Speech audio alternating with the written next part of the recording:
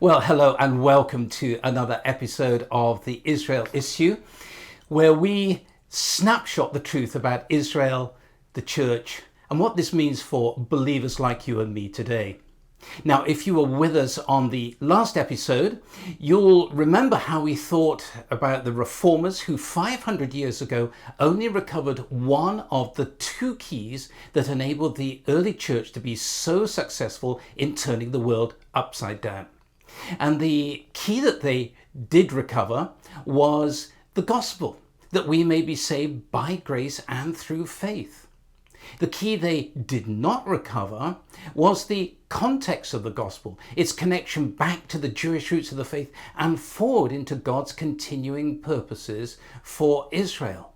As far as they were concerned, the past is the past. So however much God had used Israel in the past, from here on, the church was the new Israel. And this has had terrible consequence for the Protestant church, which came out of the Reformation. It's rather like as if you were cooking a meal and using a recipe but missed out a vital ingredient. And no matter how well you cook the rest of the recipe, it'll never taste as it should do. Or to take a more serious illustration, think of a building that is constructed without a major structural component. It can look absolutely fine on the outside, that is, until the shaking comes. And for the reformers to miss out this vital ingredient, this missing structural component, was to miss out God's unfailing promise to Israel.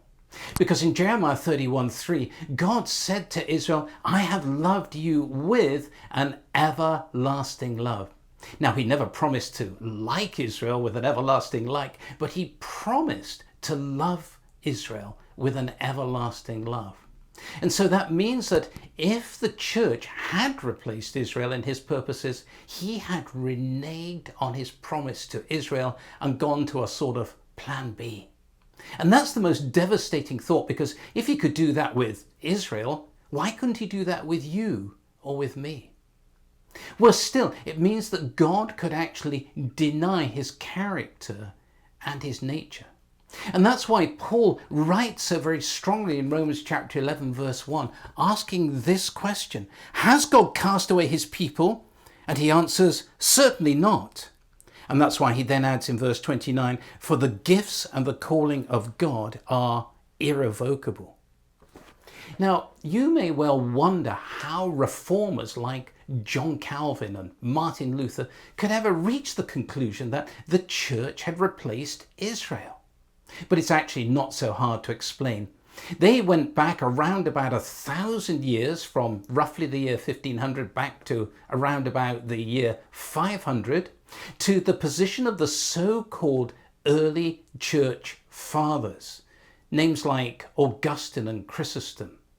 Now, keep in mind, by this time, the church had already for a long time been severed from the Jewish roots of the faith. And though they wouldn't use the word anti-Semitic, that's what it had actually become. Here's one or two quotes from Augustine and Chrysostom. Augustine said, the Jews were the sons of God, but now they are the sons of Satan. The true image of the Hebrews is Judas Iscariot, who sells the Lord for silver.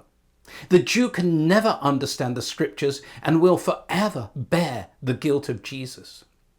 Chrysostom said, because God hates the Jews, it is the duty of Christians to hate them. So really, the reformers were picking up on a position from 1,000 years earlier, a position which was far removed from that of the first believers. In a sense, the reformers were sort of digging back a long, long way, but they stopped digging whilst they were still in soft soil and never got back to the bedrock of the early church. So it's rather like you could imagine the Protestant church being a skyscraper that's built with a deep foundation. The whole goes down a very long way, but it's still in soft soil.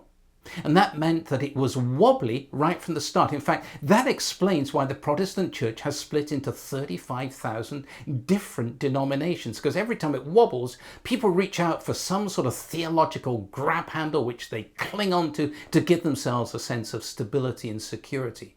even though they have never actually addressed the foundational problem of the Protestant church. And if you want a case study of the insecurity that results from the incompletion of the Reformation, you only have to look at the founding reformer, Martin Luther, to see what happened in his life. Luther was the one who got the great breakthrough, understanding the meaning of the words of Romans 1:17, which says, "In the gospel, the righteousness of God is revealed from faith to faith.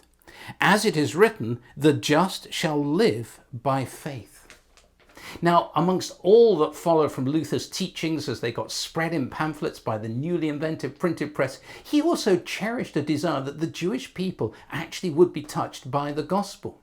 But this was actually to take replacement theology to a whole new level in his thinking, because his view was that they should come over to us. In other words, the Jewish people should receive a Gentilized Jesus, join a Gentile church that has no connection back to the Jewish roots of the faith or forwards into God's continuing purposes for Israel. Unsurprisingly, not many Jewish people responded. And it made him very indignant and angry, and he ended up writing a 65,000-word treatise entitled "On the Jews and Their Lies." And it contained some horrific vitriol against the Jewish people, including things like this.